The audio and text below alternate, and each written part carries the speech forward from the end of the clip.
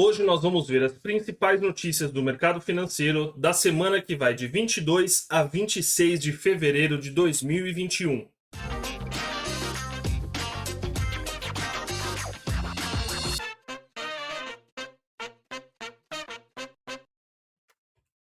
E aí, pessoal, tudo bem com vocês? Meu nome é Leonardo Zeidan, sejam muito bem-vindos ao meu canal. Antes de mais nada, não se esqueçam de deixar o like, se inscrever no canal, vou deixar minhas redes sociais aqui, podem entrar em contato comigo à vontade e vamos lá para minha tela ver as notícias dessa semana. Primeiramente, a gente teve aí, durante essa semana, logo na segunda-feira, a gente teve a Petrobras caindo bastante por causa da intervenção que o governo federal está fazendo no, na política de preços da empresa, né? Apesar do governo federal estar repetidamente falando que não vai intervir e um monte de coisa, mas não é exatamente o que a gente vê, né? Quando o presidente resolve trocar o presidente da Petrobras justamente por conta de um aumento de preços, não dá para se falar que não está intervindo, né? Mas aí, durante essa semana, deixa eu mostrar aqui no gráfico, o gráfico da Petrobras. Essa semana aqui, a gente está aqui no gráfico diário, tá, pessoal? Então, essa semana a Petrobras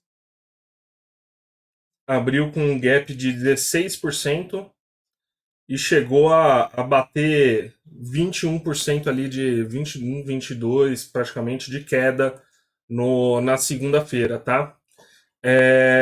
E logo em seguida, pouquinho depois, a Petrobras anunciou o seu balanço, né? Mostrou o seu balanço, e ela teve um lucro de 59 bilhões no quarto trimestre, né? Uma alta aí de 634%. Foi um faturamento recorde, tá? É, então é engraçado você ver esse tipo de coisa. Logo na mesma semana que o presidente da República resolve trocar o presidente da companhia, ela divulga um lucro absurdo desse, né? Absurdo de bom, né? Não absurdo de ruim, porque a empresa tem que dar lucro mesmo, né? Ou seja, a empresa tinha tudo para continuar dando certo, mas por conta dessa intervenção, os preços aí das ações caíram e os investidores internacionais aí estão receosos com esse tipo de investimento, principalmente em estatais, tá? Aí as primeiras notícias aqui é justamente sobre isso, né? Então, Bolsonaro diz que política de preços da Petrobras atende interesses de alguns. Aí para isso, eu pergunto, né? A quem que a política de preços da Petrobras deveria servir? Aos acionistas, à Petrobras, né? Lógico que tem que ter ali um pensamento no cliente? Tem, toda empresa pensa nos seus clientes, tudo mais. Mas não adianta nada uma empresa, por exemplo, que simplesmente baixa o preço para agradar o cliente e tem prejuízo com isso, ela não vai para frente. Então, o interesse dos acionistas e da empresa é justamente que seja mantida ali é, uma vida financeira saudável da empresa, né? Então, e a política de preços faz parte disso. Então a gente vê aí que o preço do combustível aqui no Brasil, o problema do preço do combustível não é exatamente a Petrobras, não esse tipo de coisa. O problema do preço aqui no Brasil é imposto, né? Então, se o governo está tão preocupado assim com a política de preços, ele deveria focar em cortar gastos e cortar os impostos para poder baixar esse preço, baixar o custo dela na bomba. Não adianta nada chorar e espernear dizendo que a Petrobras está lucrando e que não era para lucrar, porque é uma estatal, que esse é um pensamento extremamente errado, né? Toda empresa ela serve para lucrar, porque o lucro significa que ela está fazendo alguma coisa certa, né? Ela está conseguindo fazer uma atividade econômica ali de uma forma saudável, né? e tem que ter lucro mesmo. E aí, infelizmente, teve aqui várias críticas, por exemplo, eles falando que o presidente Bolsonaro falando que o Roberto Castelo Branco tá 11 meses em casa sem trabalhar. Pô, o cara tá fazendo home office, entendeu? Para a companhia registrar um lucro recorde desse, o presidente não tá sem trabalhar, né? Isso aqui é uma afirmação aí bem infeliz, né? É, Justamente ela ter tido esse lucro recorde é um sinal de que alguma coisa estava sendo feita, né? E aqui, ó, interferência de Bolsonaro na Petrobras amplifica ceticismo com privatizações. Então, muito se fala aí sobre privatização da Eletrobras, privatização dos Correios, né? Inclusive, a próxima notícia aqui, Bolsonaro vai à Câmara para entregar projeto de privatização dos Correios. Esse projeto de privatização dos Correios e da Eletrobras, de privatização não tem nada, né? O que acontece com o Correios, por exemplo, é que eles vão abrir um pouquinho o monopólio sobre cartas, né, sobre a entrega de cartas e documentos, e vão tentar captar dinheiro no mercado, né, virando uma empresa mista como a Petrobras. É a mesma coisa que dizer que a Petrobras hoje é privatizada. Ela não é. Né? A gente vê justamente as interferências do governo federal em cima da Petrobras. E o Correio ele não vai ser privatizado. Eles vão captar dinheiro de algum louco que queira investir no Correio, né? Porque para investir nesse tipo de empresa, o cara tem que ser bem doido mesmo, né? É, e, e vão abrir um pouquinho ali o monopólio que o Correio tem. Isso só vai fazer com que a empresa sofra mais, né? Porque se ela já não consegue hoje com monopólio, com um monte de coisa, é, praticamente ela não consegue sobreviver, ela não tem lucro, né? Que é o que a gente estava falando. Não adianta nada. Se você abrir o monopólio, por exemplo, só vai quebrar mais ela, né?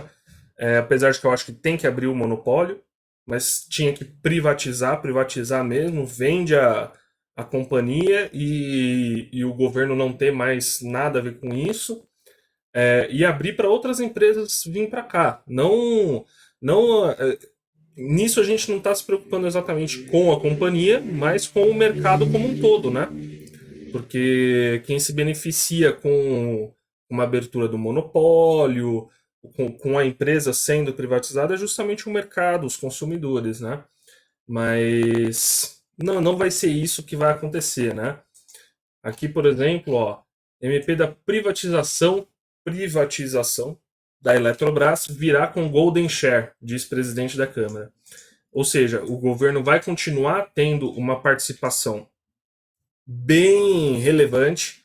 E esse Golden Share aqui vai dar o poder do governo de vetar coisas que ele acha que não deveriam ser feitas, né?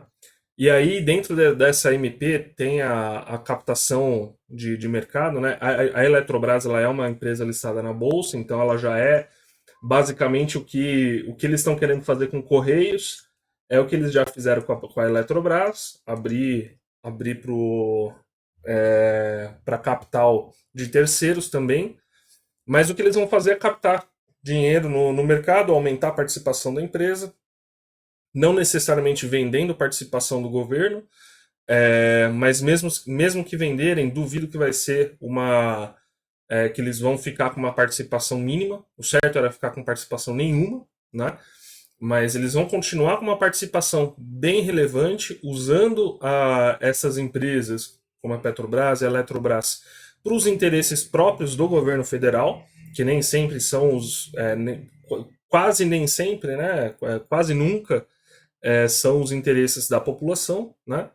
E, e aqui dentro dessa medida provisória aí, dessa MP, eles preveem, por exemplo, vários investimentos que a empresa vai ter que fazer com o dinheiro captado. Então tem ali destinações que são um pouco duvidosas, né? É, que a gente tem que ficar atento, né? O que que a empresa vai fazer com esse dinheiro que vai ser captado a mercado, né? Mas vamos ver. E aí, próxima notícia: investidores estrangeiros retiram 9,2 bilhões em ações na B3 em meio à turbulência na Petrobras. É o que eu falei. O presidente manda um recado pro mundo inteiro dizendo: não invistam aqui porque a qualquer momento pode dar louco em mim e eu interfiro em tudo e acabou. E infelizmente, né? Qualquer governo que a gente tenha, principalmente aqui no Brasil, vai acontecer esse tipo de coisa, né? Mas, enfim, é o que eu falei. Os estrangeiros estão retirando o capital daqui. Isso todo mundo perde com isso, porque é, justamente os investimentos estrangeiros trazem muita possibilidade para a gente aqui, para a gente poder crescer, para a gente poder aquecer a economia, poder ir para frente. E, infelizmente, essas medidas aí, intervencionistas, esse tipo de coisa, afastam esse capital. Infelizmente, né? Próxima notícia: mercados emergentes ficam alertas para fuga de capital semelhante a 2013, com alta no rendimento dos treasuries. Então, para melhorar a situação, além da gente ter aqui é, o nosso governo intervindo e fazendo e espantando o investidor, ainda o rendimento dos treasuries, que são considerados ali o porto seguro do mundo, né? É um investimento. A gente usa os bonds lá dos Estados Unidos justamente como taxa de juros livre de risco, né? No mundo inteiro é usado esse, esse padrão, né? Justamente porque é considerado um dos investimentos mais seguros do mundo. E se agora eles estão rendendo mais, vai ter uma fuga de capital para esse tipo de investimento, porque ele está rendendo mais e porque aqui no Brasil ainda tem essa questão do governo federal intervindo em tudo aí, né? Então, combina esses dois fatores aí, vai ter uma fuga de capital bem relevante. Já está tendo, né, na verdade. Aí, próxima notícia: coronavírus, né? O governo de São Paulo decreta restrição de circulação entre 22 horas e 5 horas em todo o estado para conter alta nas internações. Eu vi uma outra notícia aqui, mas eu acabei não trazendo, né? Dizendo que o governo de São Paulo talvez compre vacinas diferentes dessa que ele está comprando hoje para suprir uma demanda adicional ou se acontecer algum problema. É, mas assim, é o tipo de coisa que já devia estar sendo feita, né? Já devia estar sendo providenciada a compra, não só em caso de emergência, mas já compra logo. Já compra mais, entendeu? Se pode, compra logo e já vacina o máximo que der, entendeu? Eles estão focando ali, o Dória está focando em uma ou duas vacinas ali, sendo que tem vários fornecedores que estão querendo fornecer a vacina e a gente pode comprar, entendeu? Por que que não está comprando? Por que que está dependendo só de um ou dois fabricantes ali, sendo que tem vários? A gente poderia estar com um ritmo muito maior de imunização, a gente podia já tá perto de sair dessa situação, mas não, eles vão prorrogando, prorrogando, prorrogando. É, provavelmente deve ter algum interesse, deve ter alguma coisa, mas enfim, parece que agora está tendo um aumento realmente nos casos de coronavírus, principalmente parece que está tendo um aumento nos casos em jovens, né? Coisa que é um pouquinho. Não é novidade, porque a gente sabe que pega também nos jovens, mas parece que agora a maioria está sendo jovens, né? Não sei exatamente ao certo, Talvez seja, por exemplo, porque os idosos ou já pegaram, já foram expostos, já aconteceu alguma coisa e agora são os jovens que estão sofrendo com isso, mas não dá pra gente saber ao certo, né? Mas, enfim, o governo de São Paulo decretou aí basicamente um toque de recolher, né? Entre as 11 da noite e as 5 da manhã. É, enfim. E uma notícia que eu achei, assim, é controvérsia, né? Após decisão do STF, Anvisa pede prazo justo de análise para vacinas. Vacina poderá ser importada se já tiver aval de agências regulatórias, reguladoras da Europa, dos Estados Unidos, do Japão ou da China. Então, assim, isso é uma coisa que já deveria ter acontecido, tá? Essa decisão do STF, por que eu acho um pouquinho é difícil de saber o que pensar sobre essa notícia, né? Primeiro porque eu acho que é, a gente não deveria ficar na mão tanto da Anvisa, né? Se já tem vários órgãos é, internacionais aí reconhecendo a validade das vacinas e um monte de coisa, a gente poderia, a gente deveria dar esse direito do cidadão comprar, né? Do cidadão ou dos governos, das empresas, de quem quiser comprar, comprar.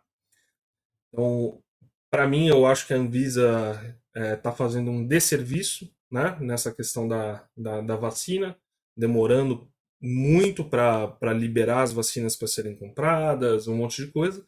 Mas, por outro lado, a gente vê novamente o STF se envolvendo em coisas que ele não deveria, né?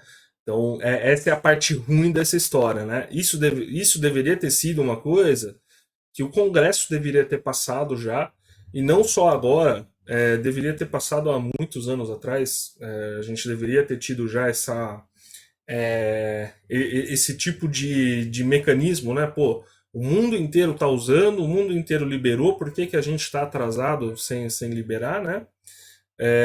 Então era uma coisa que deveria vir ali do, do Congresso, né? E mais uma vez o STF entrou ali na jogada para fazer uma coisa que não é a sua atribuição, né? Mas como o Congresso falhou em fazer a sua parte, o STF acabou tendo que fazer. O problema é que isso abre precedente para o STF também. Abre precedente entre aspas, porque esse precedente já está aberto, escancarado faz tempo. Mas do STF fazer o que quiser, né? E não deveria ser dessa forma, né? Se a lei fala que é uma coisa, o STF tem que. Ele é o guardião da Constituição, ele não tem que mudar as coisas, o jeito como as coisas são feitas, né? Agora vamos dar uma olhada nos gráficos dessa semana. Então a gente tem aqui, já mostrei o gráfico de Petrobras, vamos dar uma olhada no Ibovespa, como era de se esperar, o Ibovespa é, também por conta da Petrobras caiu bastante essa semana, né? Então a gente teve uma queda aí de 7% mais ou menos essa semana. Não é uma coisa tão relevante assim. Relevante, mas se vocês forem verem, a gente já teve outros movimentos com uma amplitude grande como essa, né? Aqui é o gráfico semanal, né? Então a gente vê que a gente já teve várias vezes onde a gente teve em situações normais de mercado uma amplitude dessa, mas é em grande parte por conta disso, né? A gente vê que, basicamente, se a gente pegar aqui, essa aqui é a banda de Bollinger de período 20, né? Ele basicamente só voltou para a média, né? Estava sobrecomprado aqui, voltou para a média. Vamos ver agora nas próximas semanas o que vai acontecer. Não sei se tem força para cair tanto assim, tá? Mesmo porque eu acho que talvez o mercado exagerou um pouquinho, né? Apesar de ser uma coisa grave do governo intervir, né, nessas empresas, Não acho que seja para tanto, principalmente para outras empresas, né? Então, a gente tem outras empresas na bolsa que não tem nada a ver com isso, né? É, mas vamos ver o que vai acontecer, né?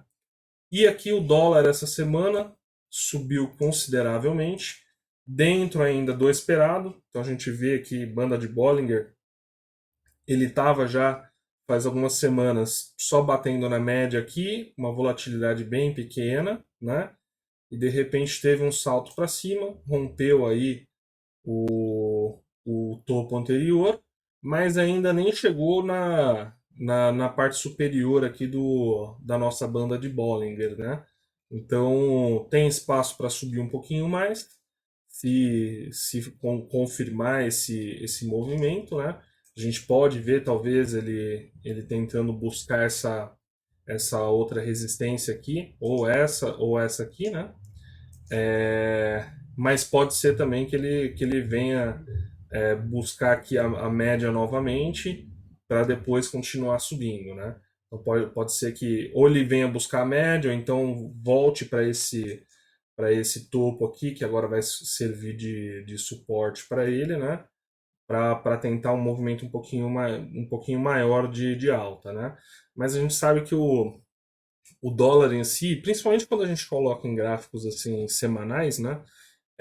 Tem muitas coisas aqui que a análise gráfica acaba falhando, né? Então, por exemplo, esse movimento de alta aqui foi justamente por causa desse estresse no mercado, não foi necessariamente porque ele estava acumulando e um movimento natural, né? Foi um movimento ali por conta de um fato que aconteceu, né? Por causa de alguma interferência, por causa de alguma notícia, alguma coisa assim. Então, quando tem esse tipo de estresse no mercado, a análise gráfica ela acaba perdendo um pouquinho do sentido, né?